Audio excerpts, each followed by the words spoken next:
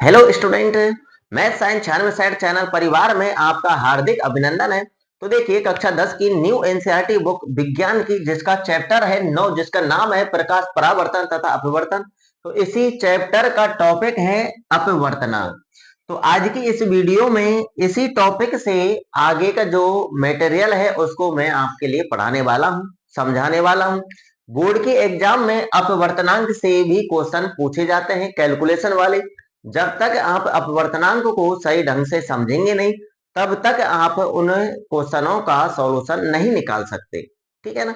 तो कुछ सीखने के लिए वीडियो में शुरू से एंड तक बने रहना। अगर आप में से कोई स्टूडेंट ऐसा है जो इस चैनल पर पहली बार आया है, तो चैनल को सब्सक्राइब कर लेना और बेल आइकन का बटन प्रेस कर लेना, ताकि मेरी प्रत्येक वीडियो का नोटिफिकेशन आपके पास समय समय पर पहुंचता रहे। और इस चैनल पर आकर के रोजाना गणित और विज्ञान का कोर्स पढ़ सकते हैं, वो भी फ्री में। ठीक है ना। तो चलिए बिना देरी किए आज की वीडियो स्टार्ट करते हैं अपवर्तनांक से। तो देखिए कल की वीडियो में मैंने स्नेल का नियम पढ़ाया था। तो म्यू बराबर होता है sine I upon sine R. ठीक है ना। तो स्नेल का नियम क्या कहता है कि आपतन कोण की जो ज्या होती है, इसको साइन को हम ज्या बोलते हैं। ठीक है ना। तो ये आई आपतन कोण है और आर अपवर्तन कोण है। तो इसको बोलेंगे साइन आई को आपतन कोण की ज्या, और इसको बोलेंगे आपतन वो अपवर्तन कोण कोण की ज्या। क्या बोलेंगे? अपवर्तन कोण की ज्या। इसे बोलेंगे आपतन कोण की ज्या और इसे बोलेंगे अपवर्तन कोण की ज्या। का जो अनुपात होता है वो स्थिर रहता है, जिसको हम म्यू से प्रदर्शित करते हैं। ठीक है ना। तो इसी को ही हम अपवर्तनांक कहते हैं। जो ये अपवर्तनांक होता है, ये माध्यम 2 का माध्यम 1 के सापेक्ष अपवर्तनांक होता है। ठीक है ना।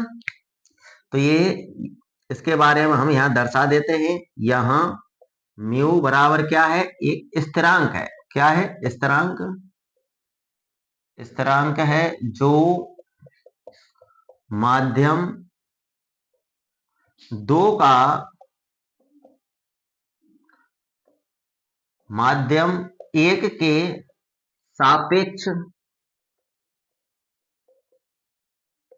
अपवर्तनांक कहलाता है। क्या कहलाता है? अपवर्तनांक कहलाता है। ठीक है ना। जैसे चित्र के माध्यम से थोड़ा सा समझ लो। ऊपर है वायु, तो इसे बोलेंगे हम माध्यम 1। क्या बोलेंगे? माध्यम 1। नीचे हम मान लेते हैं जल, तो इसे बोलेंगे हम माध्यम 2। ठीक है ना। तो इसमें कोई प्रकाश की किरण आ रही है, यहाँ पर ये एक अविलंब है, तो इसे आपतन बिंदु पर ये आपतित होगी। तो ये यानी ये वायु जो है ये यानी विरल माध्यम है जल की अपेक्षा, और जल सघन माध्यम है। तो जब प्रकाश किरण विरल माध्यम सघन माध्यम प्रवेश करेगी, तो ये थोड़ी सी अवलंब की ओर झुक जाएगी और इस प्रकार से ये जाएगी। ठीक है ना। तो जो अपवर्तनांक होता है माध्यम 2 का माध्यम 1 के सापेक्ष क्या है? ये अपवर्तनांक है। ठीक है ना। जिसको हम किससे प्रदर्शित करते हैं? म्यू से प्रदर्शित करते हैं। अगर आपके लिए ये देखिए, ये कोण जो है आप यानी ये आपतित किरण जो अवलंब के साथ जो कोण बनाती है उसे हम आपतन कोण कहते हैं, और जो अपवर्तित जो किरण है वो अवलंब के साथ जो कोण बनाती है उसे हम अपवर्तन कोण बोलते हैं। अगर आपको आपतन कोण दे रखा है और अपवर्तन कोण दे रखा है, और आपसे माध्यम 2 का माध्यम 1 के सापेक्ष अपवर्तनांक पूछ रहा है, तब आपको ये सूत्र लगाना होगा, म्यू बराबर sine I upon sine R. ठीक है ना। अगर आपसे पूछा जाए कि माध्यम 1 का माध्यम 2 के सापेक्ष अपवर्तनांक क्या होगा, ये तो है माध्यम 2 का माध्यम 1 के सापेक्ष अपवर्तनांक। अगर आपसे पूछा जाए कि माध्यम 1 का माध्यम 2 के सापेक्ष अपवर्तनांक क्या होगा, जब इस सूत्र का क्या कर देना है? उल्टा कर देना है। मान यानी अपवर्तनांक निकालने के लिए साइन आर अपॉन साइन आई। ठीक है ना। तो इस सूत्र से निकाल लेंगे, कंप्लीट। अगर आपको अपवर्तनांक यानी निकालने के लिए ये आपतन कोण और अपवर्तन कोण नहीं दे रखा है, आपको प्रकाश की चाल दे रखी है। माध्यम 1 में प्रकाश की चाल दे रखी है और माध्यम 2 में प्रकाश की चाल दे रखी है, तब आपको अपवर्तनांक कैसे निकालना है वो समझिए। ठीक है ना। तो इसको मिटा देते हैं। ये आपको याद रहना चाहिए, म्यू बराबर sine I upon sine R, ठीक है ना। ये क्या है, म्यू एक स्थिरांक है, ठीक है ना, जो माध्यम दो का माध्यम एक के सापेक्ष अपवर्तनांक कहलाता है, ठीक है ना। तो सही ढंग से समझते जाना, मेरी आवाज को ध्यानपूर्वक सुनते जाना, ठीक है ना। तो देखिए अभी मैंने यहाँ पर दो माध्यम बनाए, एक तो वायु और एक बना लिया जल, ठीक है ना। तो अगर ऊपर वाले को हम बोल रहे हैं माध्यम एक और नीचे वाले को बोल रहे हैं माध्यम दो। अगर माध्यम एक में प्रकाश की चाल कुछ अलग दे रखी है और माध्यम दो में प्रकाश चाल कुछ अलग दे रखी है, तो हर माध्यम में प्रकाश चाल अलग अलग होती है। निर्वात में जो प्रकाश की चाल होती है वो आपको याद होना चाहिए। निर्वात में प्रकाश की चाल, तो निर्वात में प्रकाश की चाल होती है 3 × 10⁸ मीटर प्रति सेकंड, ठीक है ना। निर्वात में प्रकाश की चाल और वायु में प्रकाश चाल, तो प्रकाश की चाल निर्वात की अपेक्षा वायु में थोड़ी सी कम होती है, ठीक है ना, थोड़ी सी ही कम होती है। इसलिए निर्वात में प्रकाश की चाल और वायु में प्रकाश की चाल लगभग इसी को ही मान लिया जाता है, ठीक है ना। वायु में प्रकाश की चाल भी क्या मानी जाती है, 3 × 10⁸ मीटर प्रति सेकंड ही मानी जाती है। तो ये ध्यान रखना, निर्वात में प्रकाश चाल 3 × 10⁸ मीटर प्रति सेकंड और वायु में भी प्रकाश चाल इसी को ही माना जाएगा, ठीक है ना। तो देखिए आपको माध्यम एक में प्रकाश की चाल दे रखी है और माध्यम दो में प्रकाश की चाल भी दे रखी है, और माध्यम दो का माध्यम एक के सापेक्ष आपको अपवर्तनांक निकालना है। तब कैसे निकालेंगे, तो यहां पर इसको मैं मिटा देता हूं, इसको आप नोट कर लेना, ठीक है ना। निर्वात में प्रकाश चाल या फिर वायु में प्रकाश चाल इसी को ही माना जाएगा 3 × 10⁸ मीटर प्रति सेकंड, ठीक है ना। तो देखिए मैं इसमें थोड़ी सी स्याही डाल लेता हूं।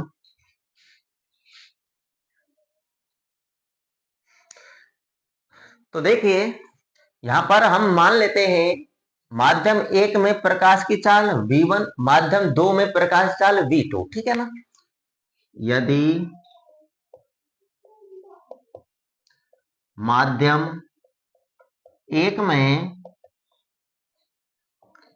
प्रकाश की चाल v1 तथा माध्यम दो में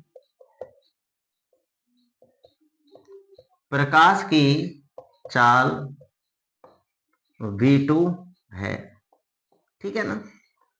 हमने ये मान लिया माध्यम एक में प्रकाश की चाल क्या है v1 और माध्यम दो में प्रकाश की चाल क्या है v2, और हमको निकालना है माध्यम दो का माध्यम एक के सापेक्ष अपवर्तनांक तथा माध्यम दो का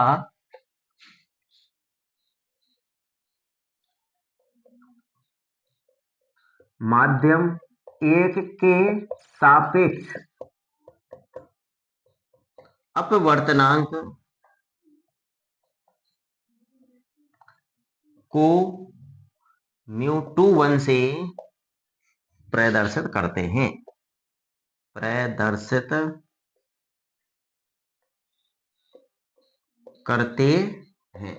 ठीक है ना।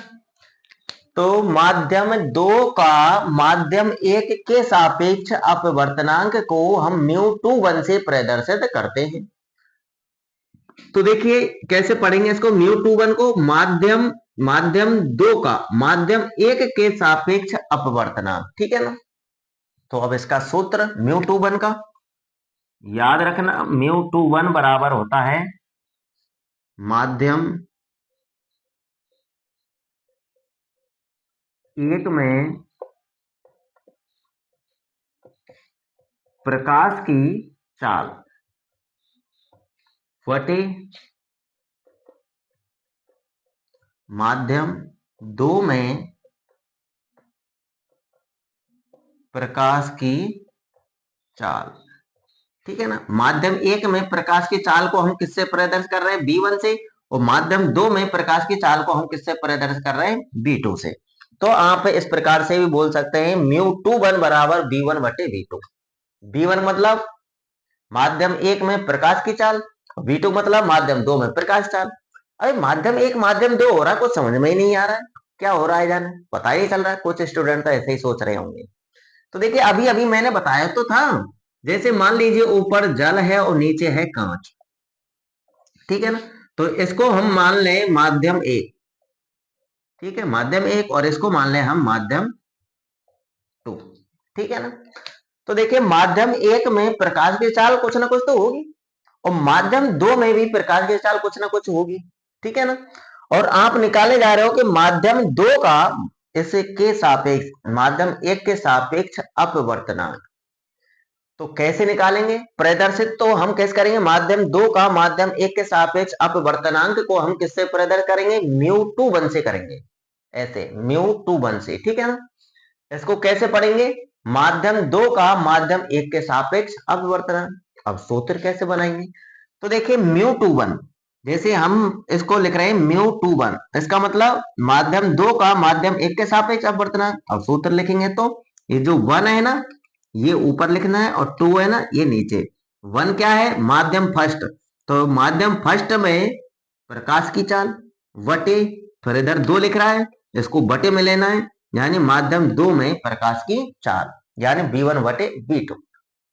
क्लियर है इतना, सूत्र याद हो जाना चाहिए, μ21 बराबर B1 बटे B2, ठीक है ना।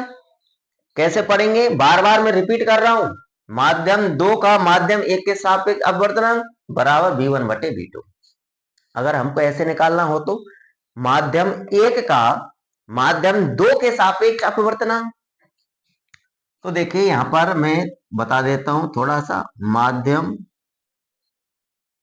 एक का माध्यम दो के सापेक्ष अपवर्तनांक, अपवर्तनांक को प्रदर्शित कैसे करेंगे, माध्यम दो का माध्यम एक के सापेक्ष अपवर्तनांक को तो हम μ21 से करेंगे। अब माध्यम एक का माध्यम दो के सापेक्ष अपवर्तनांक को किससे प्रदर्शित करेंगे, μ12 से करेंगे, μ12 से प्रदर्शित करते हैं,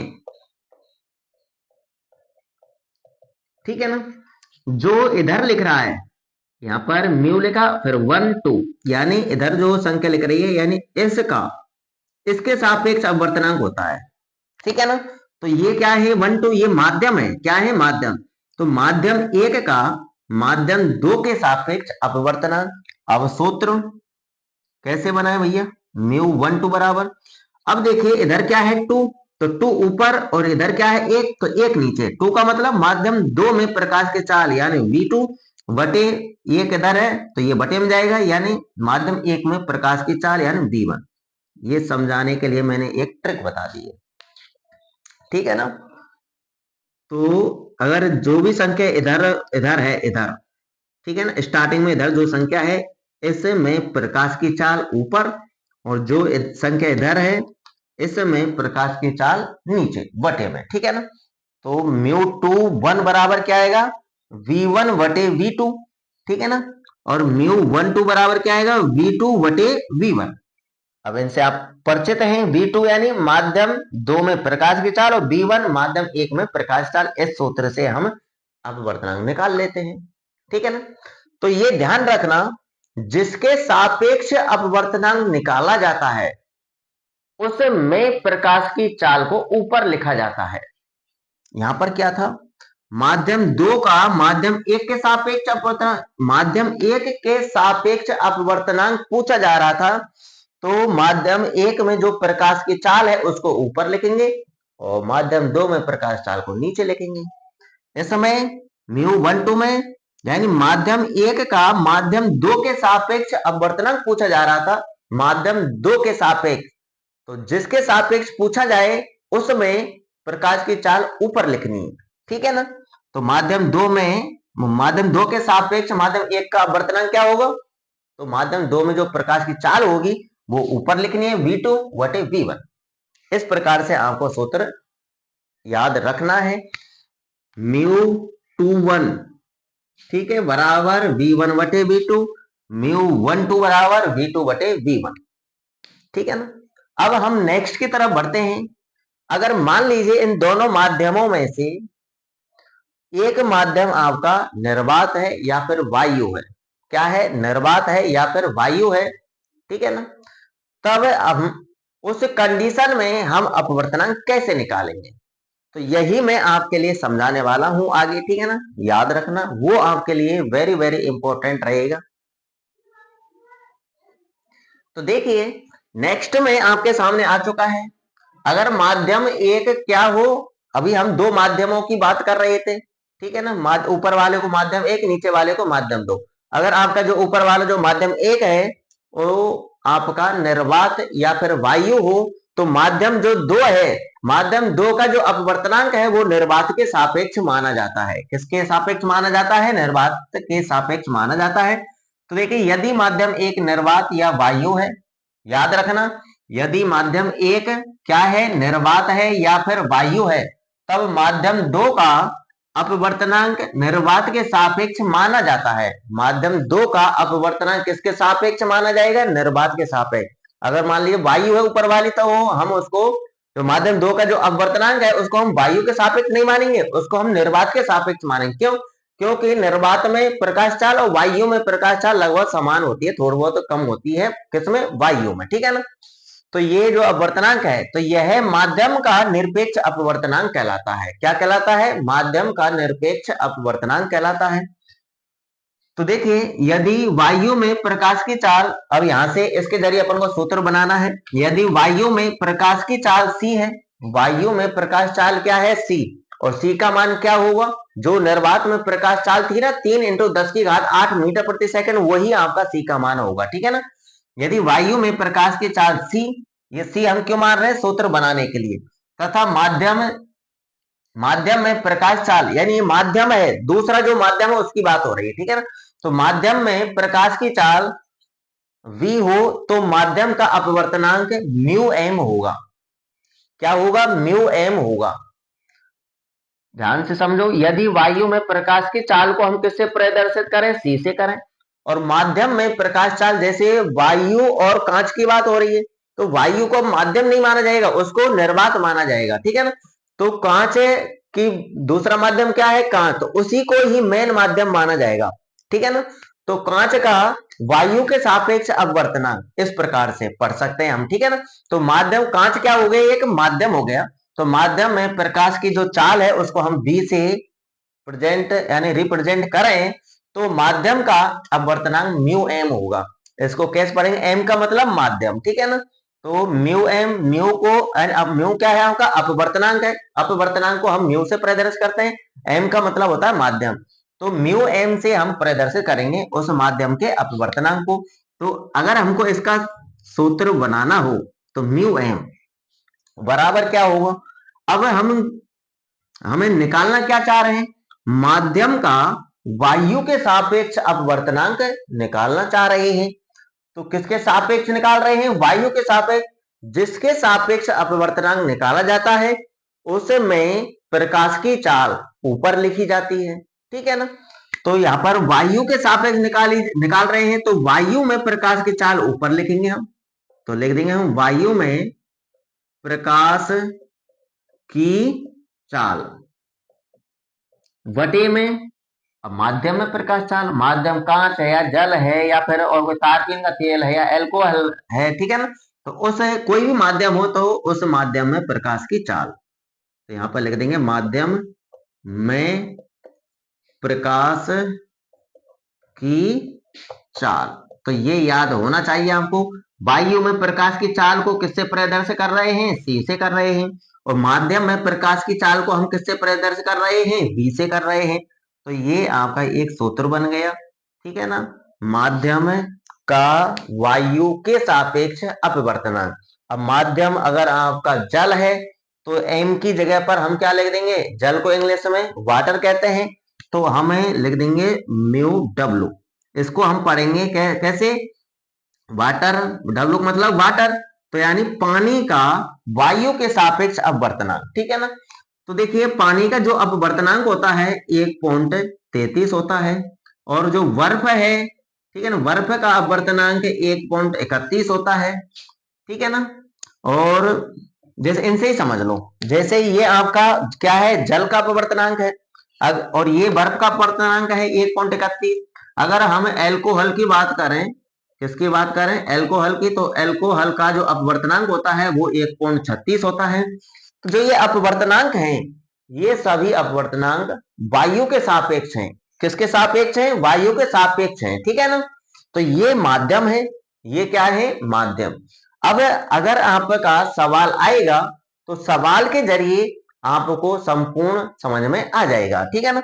पर ये सूत्र याद रखना, ठीक है ना। कितने सूत्र हो गए, एक तो हो गया आपका म्यू बराबर sine I upon sine R, ये क्या है, अपवर्तनांक ही निकालने का सूत्र है, ठीक है ना।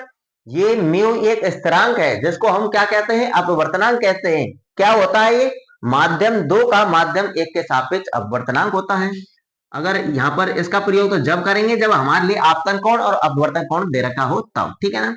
और दूसरा म्यू टू वन, यानी माध्यम दो का माध्यम एक के सापेक्ष अपवर्तनांक, तो v1 बटे v2, म्यू टू वन बराबर क्या है, v1 बटे v2। अगर हम इस प्रकार से ये तो है माध्यम दो का माध्यम एक के सापेक्ष अपवर्तनांक, अगर माध्यम एक का माध्यम दो के सापेक्ष अपवर्तनांक निकालना हो तो कैसे निकालेंगे, तो म्यू वन टू बराबर v2 बटे v1 से निकालेंगे, ठीक है ना। एक सूत्र आपका ये हो गया, और चौथा सूत्र आपका ये हो गया म्यू एम। अगर दोनों माध्यमों में से एक माध्यम क्या है, वायु है, तो उसको हमें निर्वात के सापेक्ष ही अपवर्तनांक मानते हैं, ठीक है। तो म्यू एम यानी माध्यम का अपवर्तनांक बराबर वायु में प्रकाश चाल बटे माध्यम में प्रकाश चाल, यानी सी अपॉन वी। तो ज्यादातर आपका सूत्र यही प्रयोग होगा, म्यू एम बराबर सी अपॉन वी, ठीक है ना। तो यही प्रयोग होगा, ये याद रखना। ये चार सूत्र हैं, चारों सूत्र आपको याद होने चाहिए, तभी आप अपवर्तनांक से संबंधित वाले क्वेश्चनों का सॉल्यूशन निकाल सकते हैं। अब हम बढ़ते हैं नेक्स्ट की तरफ। अब मैं आपको सिखाऊंगा कि अपवर्तनांक वाले क्वेश्चनों का सॉल्यूशन किस प्रकार से किया जाता है। अब देखिए आपको यह सारणी भी दे रखी है बुक के अंदर, परंतु वो सारणी आपको याद करने की कोई आवश्यकता नहीं है, ठीक है ना। अगर आप याद कर लेते हैं तो बहुत अच्छी बात है, अगर आप याद नहीं करते हैं तो कोई दिक्कत नहीं है। अगर अपवर्तनांक से संबंधित क्वेश्चन आएगा तो उस क्वेश्चन में उसका कुछ ना कुछ अपवर्तनांक दे करके रखेगा, ठीक है ना, कुछ ट्रिक आपको दे करके रखेगा, तब आपसे कैलकुलेशन करवाएगा, ठीक है ना। अब हम बढ़ते हैं नेक्स्ट की तरफ, वीडियो में बने रहना। अभी आपने क्या पढ़ा, कुछ नहीं पढ़ा, सूत्र ही तो पढ़े हैं। अब तो आपकी जो मेन क्लास है वो तो अब स्टार्ट होने वाली है। तो देखिए अपवर्तनांक से संबंधित क्वेश्चन आपके सामने आ चुका है, ये पाठगत प्रश्न है, ठीक है ना। अपवर्तनांक जो टॉपिक है उसके बाद जो पाठगत प्रश्न है, उसे पाठगत प्रश्नों में से क्वेश्चन नंबर 2 आपके सामने ले लिया है, ठीक है। तो जो आपका पहला क्वेश्चन है वो है, ये आपकी बुक है, ठीक है ना। तो देखिए क्वेश्चन नंबर 1 है, वायु में गमन करती प्रकाश की किरण जल में तिरछी प्रवेश करती है। वायु से प्रकाश किरण कहाँ प्रवेश कर रही है, जल में, ठीक है ना। क्या प्रकाश की किरण अभिलंब की ओर झुकेगी अथवा अभिलंब से दूर हटेगी, बताइए क्यों, ठीक है ना। अभिलंब की ओर झुकेगी तो क्यों झुकेगी, अगर अभिलंब से दूर हटेगी तो क्यों हटेगी, ये जवाब देना है। तो इसका जवाब बहुत ही सादा सिंपल है। देखिए वायु से प्रकाश की किरण, मुझे समझा रहा हूं, आप समझ लेना, ठीक है ना। प्रकाश की किरण वायु से जल में प्रवेश कर रही है, तो जल वायु की अपेक्षा सघन माध्यम है, तो वायु, ये लिखना है जो मैं बोल रहा हूं, ठीक है ना। जल वायु की अपेक्षा सघन माध्यम है, जब प्रकाश की किरण वायु से जल में प्रवेश करेगी तो प्रकाश की किरण अवलंब की ओर झुक जाएगी, ठीक है ना। तो यही इसका कारण है, यही इस क्वेश्चन का आंसर होगा, ठीक है ना। अब क्वेश्चन नंबर 2 आपके सामने है। तो देख क्वेश्चन नंबर 2 क्या कह रहा है, प्रकाश वायु से 1.50 अपवर्तनांक की कांच की प्लेट में प्रवेश करता है। प्रकाश वायु से कांच की प्लेट में प्रवेश कर रहा है, यानी कांच में प्रवेश कर रहा है, उस कांच का अपवर्तनांक दे रखा है 1.50। जो ये अपवर्तनांक दे के रखता है ये वायु के सापेक्ष ही होता है। किसके सापेक्ष होता है? वायु के सापेक्ष। आगे क्वेश्चन कह रहा है कांच में प्रकाश की चाल कितनी है। आपको बताना है कि कांच में प्रकाश की चाल कितनी है। निर्वात में प्रकाश की चाल 3 इंटू 10 की घात 8 मीटर प्रति सेकंड है। ये क्यों दिया है? क्योंकि जो निर्वात में जो प्रकाश की चाल होती है इसी चाल को वायु में माना जाता है। वायु में प्रकाश की चाल भी आपको यही माननी है 3 इंटू 10 की घात 8 मीटर प्रति सेकंड। अब देखिए आपको कांच में प्रकाश की चाल निकालनी कैसे है। जो आपको दे रखा है उसको यहाँ पर लिख दीजिए, ठीक है ना। जैसे हमने एक सूत्र अभी पढ़ा था कि म्यू एम बराबर सी अपॉन वी। पढ़ा था या नहीं पढ़ा था? बिल्कुल पढ़ा था अभी अभी। तो ये म्यू एम का मतलब क्या होता है? एम का मतलब होता है माध्यम। यानी माध्यम का कोई भी माध्यम हो, ठीक है ना, जैसे जल हो, कांच हो, केरोसिन हो, बर्फ हो, ठीक है ना। तो माध्यम का वायु के सापेक्ष अपवर्तनांक हम इसको पढ़ते हैं म्यू एम को, ठीक है ना। यहाँ पर माध्यम क्या है? कांच है। क्या है? कांच। तो ये कांच का अपवर्तनांक दे रखा है। कांच को इंग्लिश में क्या बोलेंगे? ग्लास बोलते हैं। तो ग्लास का हम जी वर्ण ले लेते हैं। अगर हम कांच के अपवर्तनांक को वायु के सापेक्ष प्रदर्शित करना चाहें तो कैसे प्रदर्शित करेंगे? जैसे ये एम है, एम का मतलब माध्यम, या एम की जगह पर ग्लास लिख लो म्यू जी। तो म्यू जी का मतलब क्या हुआ? कांच का, जी का मतलब ग्लास, ग्लास को हिंदी में क्या कहते हैं? कांच। तो इसको हम पढ़ेंगे कि कांच का वायु के सापेक्ष अपवर्तनांक जो आपके लिए दे रखा है 1.50। तो यानी आपके लिए म्यू जी का मान दिया हुआ है, म्यू जी का मान दिया हुआ है 1.50, ठीक है ना। तो यहां पर लिख लेते हैं अतः लगा के, अतः म्यू जी, ठीक है ना। म्यू जी बराबर 1.50। और क्या दिया हुआ है आपके लिए? आपके लिए निर्वात में प्रकाश की चाल दे रखी है। तो निर्वात में प्रकाश चाल और वायु में प्रकाश चाल एक ही बात है। तो निर्वात में प्रकाश चाल या फिर वायु में प्रकाश की चाल को हम किससे प्रदर्शित करते हैं? सी से करते हैं। किससे करते हैं? सी से। तो आपके लिए सी का मान दिया हुआ है। क्या दिया हुआ? सी का मान कितना? 3 इंटू 10 की घात 8 मीटर प्रति सेकंड, ठीक है। आपको ज्ञात क्या करना है? कांच में प्रकाश की चाल, माध्यम में प्रकाश चाल। तो या इस सूत्र के अंदर क्या है? सी तो है वायु में प्रकाश चाल, वी क्या है? माध्यम में प्रकाश चाल। यहाँ माध्यम क्या है? कांच है। तो कांच में प्रकाश चाल ज्ञात करने, यानी आपको बी का मान निकालना है। किसका मान निकालना है? बी का मान। तो बी बराबर हमको ज्ञात करना है। अब इस सूत्र का प्रयोग कर लीजिए।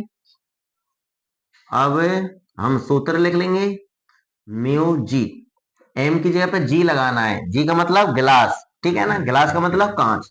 कांच का अपवर्तनांक वायु के सापेक्ष, ठीक है ना। तो म्यू जी बराबर सी अपॉन बी लिख लिया। मान जमाओ। म्यू जी का मान है आपके पास कितना? 1.50 बराबर में सी का मान है 3 इंटू 10 की घात 8 मीटर प्रति सेकंड, और वटे में क्या है? वी का मान निकालना है। वी का मतलब कांच में प्रकाश की चाल निकालनी है, ठीक है ना। अब हमको बी का मान निकालना है। तो ऐसा कीजिए, इनको एक्सचेंज कर लो। वी को यहां ले आइए और 1.50 उधर ले जाइए। यानी अगर आप इसके नीचे एक मान के वज्र गुणा करें तो बी का गुणा 1.50 से ही तो होगा, फिर एक का गुणा इससे होगा, फिर बी का मान निकालेंगे तो 1.50 फिर बटे में जाएगा। तो इतना कुछ है झमेला करने के बजाय तो बी को यहाँ पर ले आओ, इसको यहाँ पर ले जाओ, यहीं पर ही एक्सचेंज कर दो। तो हम लिख देंगे बी बराबर 3 इंटू 10 की घात 8 मीटर प्रति सेकंड, और बटे में पहुंच जाएगा 1.50, ठीक है ना। जो ये पीछे एक जीरो है इसको आप हटा सकते हैं, हटाना चाहें तो यहाँ पर ये पॉइंट हटा दो, नहीं हटाना चाहे मत हटाओ। तो देखिए यहाँ पर 2 अंक कट के पॉइंट लग रहा है, तो इस पॉइंट को हटाएंगे तो ऊपर 2 जीरो बढ़ जाएंगे। 3 के पीछे ही बढ़ा दो। चलो हम 3 के पीछे 2 जीरो बढ़ा देते हैं। इंटू में 10 की घात 8 मीटर प्रति सेकंड, और बटे में 150। 150 का भाग 300 में जा रहा है 2 बार। तो v का मान आया आपका 2 इंटू 10 की घात 8 मीटर प्रति सेकंड, ठीक है ना। ये क्या है? प्रकाश की चाल है। किस में? कांच में। तो नीचे थोड़ी सी हिंदी और लिख देना। कि अतः कांच में प्रकाश की चाल बराबर 2 इंटू 10 की घात 8 मीटर प्रति सेकंड है। तो ऐसे आपको हिंदी लिख देनी है। अतः कांच में प्रकाश की चाल बराबर 2 इंटू 10 की घात 8 मीटर प्रति सेकंड है, और यही आपका बिल्कुल करेक्ट आंसर है। ठीक है ना। इस प्रकार से आपको कैलकुलेशन करनी है, जो कुछ दे रखा है वो लिखना है, उसके अनुरूप आपको सूत्र लगाना है। ठीक है ना। अब हम नेक्स्ट क्वेश्चन की तरफ बढ़ते हैं। वीडियो में बने रहना। अपवर्तनांक से संबंधित अगर बोर्ड के एग्जाम में कैसा भी क्वेश्चन आ जाए, आप सॉल्व करके जरूर आएंगे, मैं आपको करा के दिखाऊंगा। ठीक है ना। तो देखिए नेक्स्ट क्वेश्चन अपवर्तनांक से संबंधित इस प्रकार से आपसे पूछा जा सकता है। देखिए यदि पानी का अपवर्तनांक 1.33 हो, ये आपकी बुक में नहीं मिलेगा। ठीक है ना। ये मैंने दूसरी बुक से लिया है, जो पिछली बुक थी साइंस की, उससे लिया है। परंतु ये ऐसा क्वेश्चन आपसे बोर्ड में पूछ सकता है, इसलिए आपको सभी प्रकार से आंसर देने के लिए रेडी रहना चाहिए। ठीक है ना। यदि पानी का अपवर्तनांक 1.33 हो, पानी का अपवर्तनांक दे रखा है। अब ये अपवर्तनांक किसके सापेक्ष है? ये वायु के सापेक्ष है। जो भी अपवर्तनांक आपको दे के रखेगा वो सभी वायु के सापेक्ष होगा। ठीक है ना। तो 1.33 दे रखा है, और कांच का अपवर्तनांक दे रखा है 1.50, ये भी वायु के सापेक्ष है। तो पानी के सापेक्ष कांच का अपवर्तनांक ज्ञात कीजिए। पानी के सापेक्ष कांच का अपवर्तनांक निकालना है। तो देखिए हल में जो कुछ दे रखा है पहले हम उसको लिख लेते हैं। अपवर्तनांक को हम म्यू से प्रदर्शित करते हैं। अभी ये अपवर्तनांक जो है ये किसका है? पानी का है। तो पानी के अपवर्तनांक को किससे प्रदर्शित करेंगे? म्यू डब्ल्यू से करेंगे। डब्ल्यू का मतलब वाटर, और वाटर को हम हिंदी में क्या कहते हैं? पानी। ठीक है। और म्यू का मतलब अपवर्तनांक, इसका मतलब क्या हुआ? पानी का अपवर्तनांक, यानी म्यू डब्ल्यू बराबर दे रखा है आपके लिए 1.33। ठीक है ना। और क्या दे रखा है? कांच का अपवर्तनांक। तो कांच के अपवर्तनांक को हम किससे प्रदर्शित करेंगे? म्यू जी से करेंगे। जी का मतलब गिलास, गिलास को हम हिंदी में क्या कहते हैं? कांच। और म्यू, म्यू क्या है? अपवर्तनांक। तो इसको हम पढ़ेंगे कि कांच का अपवर्तनांक बराबर कितना दिया हुआ है? 1.50 दिया हुआ है। ठीक है ना। अब देखिए ये कह रहा है पानी के सापेक्ष कांच का अपवर्तनांक। तो देखिए अभी हमने दो सूत्र पढ़े, μ21 और μ12। तो इसको कैसे पढ़ेंगे? इसको पढ़ेंगे माध्यम 2 का माध्यम 1 के सापेक्ष अपवर्तनांक। इसको कैसे पढ़ेंगे? इसको पढ़ेंगे माध्यम 1 का माध्यम 2 के सापेक्ष अपवर्तनांक। यानी जिसके सापेक्ष अपवर्तनांक निकालना होता है वो इधर लिखा होता है। जैसे ये एक इधर है, तो ये क्या है? माध्यम 2 का 1 के सापेक्ष अपवर्तनांक है। ये 2 इधर लिखा हुआ है, तो ये क्या है? माध्यम 2 के सापेक्ष माध्यम 1 का अपवर्तनांक, ऐसे बोल लो। या फिर माध्यम 1 का माध्यम 2 के सापेक्ष अपवर्तनांक, ऐसे बोल लो। कैसे बोल लो? अब ये कह रहा है पानी के सापेक्ष कांच का अपवर्तनांक, तो इसको हम किससे प्रदर्शित करेंगे? जिसके सापेक्ष निकालना होता है उसको इधर लिखना है। ठीक है ना। अब हम किसके सापेक्ष निकाल रहे हैं? पानी के सापेक्ष निकाल रहे हैं कांच का अपवर्तनांक। तो पानी के सापेक्ष, तो पानी को हम किससे प्रदर्शित करेंगे? डब्ल्यू से। तो डब्ल्यू तो इधर आएगा और जी इधर आएगा। तो इस प्रकार से हम प्रदर्शित करेंगे म्यू जी डब्ल्यू। ठीक है ना। कैसे पढ़ेंगे इसका? इसको कांच के साथ, कांच का पानी के सापेक्ष अपवर्तनांक, या फिर पानी के सापेक्ष कांच का अपवर्तनांक, ऐसे पढ़ेंगे। ठीक है ना। तो बात तो एक ही है, पानी के सापेक्ष कांच का अपवर्तनांक बोल लो, चाहे कांच का पानी के सापेक्ष अपवर्तनांक बोल लो, एक ही बात है। तो हमको ये निकालना है म्यू जी डब्ल्यू।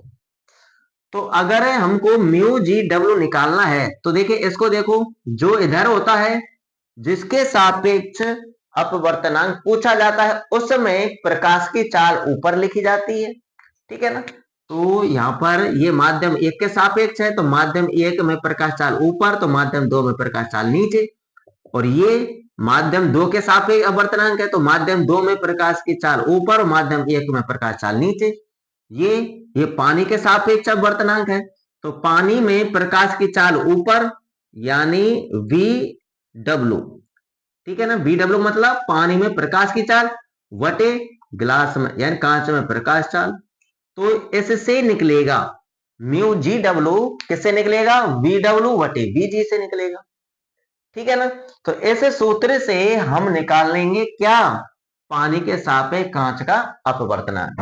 पर हमारे पास वी डब्ल्यू वी जी का मान तो है ही नहीं, हमारे पास तो म्यू डब्ल्यू और म्यू जी का मान है। तो ये वी डब्ल्यू और वी जी का मान कैसे आएगा? तो देखिए मैं समझाता हूं कि ये जो अपवर्तनांक दिया हुआ है आपके लिए, ये किसके सापेक्ष दिया हुआ है? ये वायु के सापेक्ष है। किसके सापेक्ष है? वायु के। तो देखिए वायु के सापेक्ष अपवर्तनांक, पानी का वायु के सापेक्ष अपवर्तनांक सी अपॉन वी डब्ल्यू, ठीक है ना। ऐसे लिख सकते हैं म्यू डब्ल्यू बराबर सी अपॉन वी डब्ल्यू। सी क्या है? सी है वायु में प्रकाश चाल, वी डब्ल्यू क्या है? यानी पानी में प्रकाश चाल। तो हमें म्यू डब्ल्यू बराबर लिख सकते हैं सी अपॉन वी डब्ल्यू। हमको किसका मान चाहिए? वी डब्ल्यू का। तो वी डब्ल्यू को यहां ले आओ, म्यू डब्ल्यू को नीचे ले जाओ। तो इसको हम लिख सकते हैं वी डब्ल्यू बराबर सी अपॉन म्यू डब्ल्यू, ठीक है। तो इसको यहां पर इतना छोड़ दीजिए। अब दूसरा देखो, ये म्यू जी, ठीक है ना। यानी ये कांच का जो अपवर्तनांक है 1.50, ये भी किसके सापेक्ष है? वायु के सापेक्ष है। तो म्यू जी बराबर किस प्रकार से लिख सकते हैं हम? म्यू जी बराबर लिख सकते हैं सी अपॉन वी जी। ऐसे तो निकालेंगे। अगर हमको अपवर्तनांक देके नहीं रखता, हमको वायु में प्रकाश की चाल दे रखी होती और कांच में प्रकाश की चाल दे रखी होती, तो हम म्यू जी ऐसे निकाल सी अपॉन वी जी से। तो इसी सूत्र से निकल के ये आया है, ठीक है ना। अब यहां से वी जी का मान निकालना है, वी जी यहाँ म्यू जी नीचे, ठीक है ना। तो वी जी बराबर सी अपॉन म्यू जी, ठीक है। अब देखिए हमारे पास वी जी का मान आ गया और वी डब्ल्यू का मान आ गया। हमको निकालना है म्यू जी डब्ल्यू, तो निकालो भैया। अब म्यू जी डब्ल्यू कैसे निकलेगा? वी डब्ल्यू वटे वी जी से निकलेगा, ठीक है ना। पानी में प्रकाश चाल वटे कांच में प्रकाश चाल। अब वी डब्ल्यू और वी जी का मान रख दो यहां से। तो रखो भैया C upon mu W, C upon mu W वटे वी जी का मान सी अपॉन म्यू जी। अब बटे में कितने पद हो गए? 4। जब बटे में 4 पद हो जाते हैं तो सबसे नीचे वाली संख्याओं, सबसे नीचे वाली और सबसे ऊपर वाली संख्याओं गुणा किया जाता है और बीच वाली संख्याओं को गुणा किया जाता है आपस में। तो सी का गुणा तो होगा म्यू जी से। तो सी गुणा म्यू जी वटे सी का गुणा म्यू डब्ल्यू से होगा। तो सी इंटू म्यू डब्ल्यू। सी से सी कट जाएगा, बचे क्या? म्यू जी वटे म्यू डब्ल्यू, ठीक है ना। अब म्यू जी और म्यू डब्ल्यू का मान आपके पास पास है। तो म्यू जी का मान कितना है? 1.50। तो म्यू जी का मान लिख लो 1.50 वटे म्यू डब्ल्यू का मान 1.33। तो 1.33 लिख लेंगे। अब ऊपर भी 2 अंक कट के पॉइंट लग रहा है, नीचे भी 2 अंक कट के पॉइंट लग रहा है, तो पॉइंट से पॉइंट कैंसिल हो जाएगा। तो म्यू जी डब्ल्यू बराबर आएगा, म्यू जी डब्ल्यू बराबर ऊपर 150 और बटे में 133। अब 133 का भाग देना है इस समय। तो 133 का भाग दे लेना है 150 में, तो 1.12 बार जाएगा। कितनी बार जाएगा? 1.12 बार। तो पानी के सापेक्ष कांच का अपवर्तनांक आया 1.12 और यही आपका बिल्कुल करेक्ट आंसर है, ठीक है ना। तो इस प्रकार से आप निकालेंगे। अब देखिए अगर आपको एक शॉर्ट तरीका बता दूं, ये ऐसा क्वेश्चन आएगा तो मान लीजिए 1 नंबर का 2 नंबर का आएगा। तो अगर आपको अपवर्तनांक दे रखे हैं 2 माध्यमों के और जिसके यानी एक माध्यम का दूसरे माध्यम के सापेक्ष अपवर्तनांक पूछा जा रहा है, जैसे यहाँ पे पूछा जा रहा है, तो म्यू जी डब्ल्यू यानी पानी के सापेक्ष कांच का अपवर्तनांक। तो आप डायरेक्ट ये लगाना म्यू जी बटे म्यू डब्ल्यू। अगर अपवर्तनांक दे रखे हैं आपको तो म्यू जी डब्ल्यू बराबर कैसे लिखेंगे? म्यू जी बटे म्यू डब्ल्यू। यहीं से ही बना लेना। यहां पर बता देता हूं आपको, जैसे यहीं पे देख लो म्यू जी डब्ल्यू निकालना है आपको। म्यू जी डब्ल्यू निकालना है तो म्यू जी ऊपर, वो म्यू जी नहीं, ये हम म्यू जी ऊपर लिखना है आपको। तो म्यू जी ऊपर और म्यू डब्ल्यू नीचे, ठीक है ना, म्यू जी डब्ल्यू बराबर, ठीक है ना, म्यू जी डब्ल्यू बराबर कैसे निकालेंगे, म्यू जी बटे म्यू डब्ल्यू से, ये याद रखना, कंप्लीट होता है। ठीक है ना। अब आपके जो पाठगत प्रश्न हैं उन वो इतने ज्यादा खास नहीं है, फिर भी मैं आपके लिए उनको मुंह जवानी बता देता हूं। तो देखिए क्वेश्चन नंबर 3 कह रहा है कि सारणी 10.3 से अधिकतम प्रकाश से घनत्व के माध्यम को ज्ञात कीजिए और न्यूनतम प्रकाश से घनत्व के माध्यम को भी ज्ञात कीजिए। तो देखिए ये आपकी सारणी है, आपको दिखा देता हूं।